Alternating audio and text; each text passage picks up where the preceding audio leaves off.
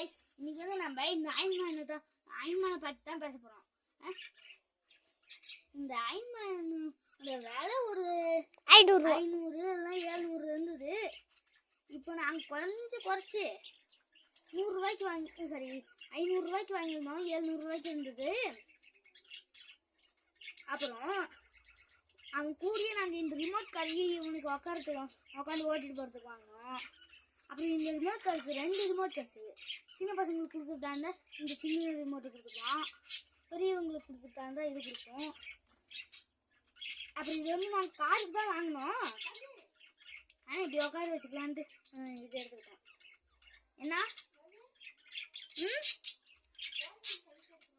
அப்போ இந்த அயன்மேனை பொறுத்த வரைக்கும் இப்படி ரொம்ப நீங்கள் கால் அசைக்கக்கூடாது.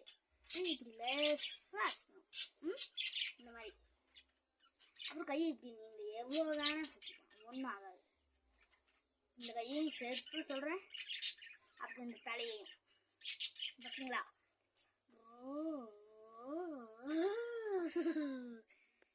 அப்புறம் இந்த அயன்மேனுக்கு இதோ இந்த மாதிரி ஒரு பட்டன் வரும். அந்த பட்டனை இப்படி நீங்கள் அமுத்துனீங்கன்னா லைட் பட்டன்